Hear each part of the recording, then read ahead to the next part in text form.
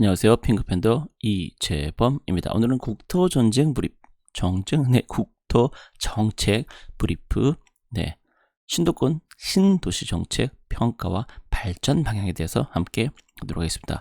주요 내용은 정책 이슈, 수도권 안전, 균형, 자족, 그 다음에 주거 안정, 균형 발전, 자정성 확보, 정책 방향으로는 주거 안정을 위해서 뭐 이런 것들을 해야 되겠다. 균형 발전을 위해서는 대규모 지향, 광역도시 계획, 중장기 신도시 입지 지정, 자족성을 위해서는 뭐 이런 것들이 있다라는 얘기를 하네요. 자, 그래서 이걸 이유는 80년 말부터 정부는 수도권 목적 신도시 건설 90년대 1기, 2000년대 2기 추진, 목적 3기 신도시 건설 앞두고 어떻게 되나 이런 것들을 이제 얘기하겠다 이렇게 되는 거죠. 그래서 주요 킬러 가구들은 90년대는 자족, 2000년대는 부동산, 2010년대는 교통이라고 되어 있네요. 그래서 90년대는 자족 기능이 없다 보니까 그렇게 됐고 2000년대는 주택 구입이 워낙 과잉이 되다 보니까 미분양, 고분양, 그 2010년은 교통, 왜냐면 이제 집들은 많이 했는데 이제 출퇴근하기가 힘드니까 그로 따라서 이제 교통이라고 볼 수 있겠습니다. 그래서 실제로 키워드를 본다라고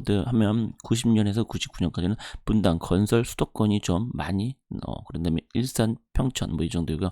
2000년대를 들어서 보면 수도권이 가장 많이 나와 있고 그다음에 경기도 뭐 분당, 김포, 뭐 판교 이런 이기 신도시들이 확실히 눈에 들어오네요. 2010년도 보면 국토교통부 그다음에 뭐 남양주, 뭐 왕숙, 뭐 이런 곳들 계속해서 그러니까 뭐 춘추전국 시대 뭐 이렇게도 볼 수 있겠네요. 그래서 종합해 보면 수도권 주거 안정, 수도권 균형 발전, 신도시 자족성 제고 설정, 그래서 1기 신도시 노후와 부동산 투기 문제 분석에서 제외했다라고 되어 있습니다. 왜냐면 이거는 이제 미래를 위한 거기 때문에 아마 그런 것 같습니다.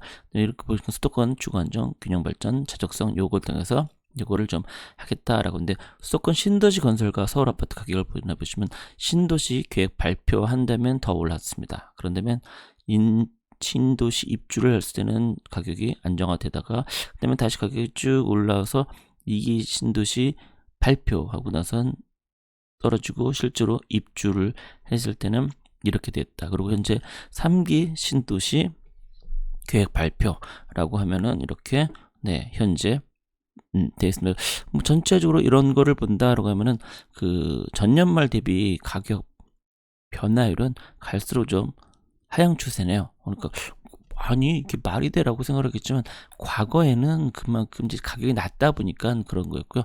가격이 낮다는 것은 한번 옛날에 뭐 1000만 원에서 2000만 원 올랐습니다. 똑같이 그렇게 치면은 뭐 100% 올랐죠. 근데 지금 이를테면 10억에서 20억 올랐어요. 그럼 똑같이 100% 오른 건 맞지만 체감적으로 너무 많이 다르죠. 그리고 또 이제 가면 갈수록 이런 것들이 시간이 지나면서 이제 액수가 커지다 보니까 한 3, 4억이 올라도 크게 느껴지는 그런 것 때문에 그렇게 된다고 볼 수 있는 거죠. 대신에 이제 이렇게 신도시가 이렇게 입주를 하면 가격은 안정화된다라고 볼 수 있는 거죠. 어떻게 치면은 현재 그 정부의 계획대로 2025년부터 신도시가 입주를 할 수 있다라고 하면은 25년은 안 되겠죠. 어쨌든 그럼 그때까지는 계속해서 가격이 그럼 앞으로 한 3년 그래서 2025년 많이 얘기하고요.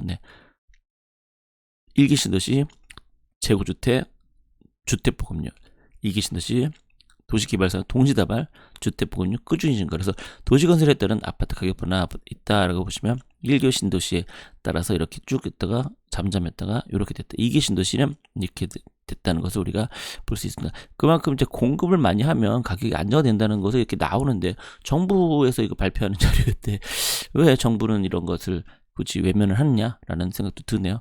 빨리빨리 했었으면 사실은 규제했었던 그 파리 대책 했을 때 이 공급 대책도 같이 했었으면 좋았을 텐데 이제 와서 하다 보니까 이런 참 안타깝죠. 그럼 지금쯤이면 사실은 공급이 못 돼도 한 내년 내후년쯤 되면 확실히 공급이 되면서 그러면서 좀 사람들의 이제 기대 심리가 많이 줄어들었을 텐데 말이죠. 자, 1, 2기 신도시 주택 공급 부족에 따른 주택 가격 폭등에 대한 대책으로 추진 정부의 수요 억제 정책과 서울 아파트 가격 안정에 어느 정도 효과가 있었다라고 나와 있죠. 그다음에 수도권 인구 분산 효과, 수도권 서울과 근접한 신도시는 서울부터 인구 분산 효과, 원거리 신도시는 분산 효과가 적음, 지역별로 보면 인천과 경기는 증가, 서울은 감소 추세에 있습니다. 그러니까 결과적으로는 원거리라는 것은 그만큼 대중교통으로 서울의 접근성이 떨어진다는 얘기거든요. 결국엔 그 대중교통을 연결해야지만 된다는 뜻이죠. 그러기 위해서는 사실은 지금에 있는 그런 국가 철도망 계획에서 이거 단순히 사업성으로만 볼 것이 아니라 어느 정도는 그 복지 차원에서 해라라고 하는 말이 뭐 꼭 틀렸다라고 할 수는 없을 것 같습니다. 네. 네, 신도시 인구 이동을 본다라고도 성남, 고양, 안양, 부천, 군부, 그러니까 전반적으로 처음엔 늘다가 현재는 이제 좀 줄었다라는 것을 우리가 알 수가 있죠. 이기 신도시 같은 경우는 네, 전체적으로 네, 성남시 판교, 네, 초반, 화성, 네, 전부 다 그 신도시가 만들어지고 나서는 이제 인구가 많이 늘어났다가 그 이후로는 좀 답보, 그다음 뭐 성남시 오히려 좀 판교 같은 인원이 오히려 줄었네요. 그러니까 이런 식 어쨌든 그렇게 신도시가 새로 생기면 그쪽으로 이주소가 많아지면서 이제 그 가격 상승을 어느 정도 그 끌어내리는 효과 분명히 있다는 거죠. 네. 1기 신도시는 분당 신도시와 평촌 신도시, 2기 신도시는 판교 신도시 정도가 수도권 내 광역 거점 역할을 수행하고 있는 것을 보입니다. 그만큼 서울에 가까우니까요. 네. 그렇게 보면 될 것 같습니다. 1기 신도시 서울 인구 분산 효과적이으나 2기 신도시의 경우 경기도 내 인구 이동이 줄을 이루면서 서울의 인구 분산보다는 경기도 내 공간 구조의 재편에 영향을 주었음. 그럴 수밖에 없는 게 서울에서 좀 멀죠. 2기 신도시는 김포 같은 경우도 좀 멀고 대중교통도 그렇게 가깝지가 않고요. 뭐 그 외에 대부분의 지역들이 좀 그렇다. 판교야 뭐 신분당선으로 더 분당보다 더 가까워졌으니까요. 네, 그렇게 보시면 될 것 같습니다. 수도권 1, 2기 신도시를 대상으로 신도시별 자족성 수준을 시계열적으로 분석 비교함으로써 개별 신도시들이 자족도시로서 제대로 평가하고 있는지 평가라고 되어 있는데요.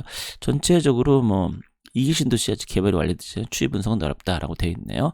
자, 그다음에 전문가 대상으로 설문조사 뭐 쓸 때 이렇게 되어 있습니다. 그래서 중요하다고 생각하는 건 자족성, 편의성, 수도권 주거안정, 수도권 균형 발전. 결국은 자족성, 결국 얼마나 그 도시가 자체적으로 생존할 수 있느냐가 더 중요하다라고 볼 수 있는 거죠. 근데 그러기는 사실 쉽지는 않습니다. 왜냐하면 대부분의 그런 데들이 배드타운이기 때문에 거주로서에 있는 거지 거기서 무슨 뭐 일을 할 수 있는 그런 걸로는 좀 힘들죠. 그러니까 그런 관점에서 좀 보셔야 될 것 같습니다. 1, 2 신도시 주거안전 효과를 고려할 때 새로운 시대 추진하는 주변 택지 상황, 서울과 그러니까 결국엔 서울과의 거리, 그러니까 결국엔 서울과의 거리가 좀 멀더라도 대중교통으로 전철 같은 게 뚫린다라고 하면 얼마든지 그런 것들이 극복 가능하겠죠. 그래서 지금 같은 경우는 이제 다산 신도시나 이런데 2기 신도시로 별내 이런데 만들었는데 지금 그런 것들이 입주를 했는데 사람들이 불만이 서울로 일을 가는 게 너무 힘들다. 그렇기 때문에 그쪽 이제 별내선이라든가 뭐 짐접선 이런 것들이 좀 뚫리면 그나마 좀 많이 뭐 좋아지겠죠. 네. 뭐 1, 2기 신도시 인근 분산 근거리 신도시 서울 이동 가능 수요. 네, 이런 것들 좀 보실 필요 있을 것 같습니다. 그러니까 전체적으로 이렇게 나와 있는 것처럼 결국은 그 교통 이번에 그 국가 철도망 구축 계획 그거를 좀 눈여겨 보시는 게 그래서 아주 중요하다는 거 말씀드리면서 여기서 방송 끝내도록 하겠습니다. 여러분 고맙습니다.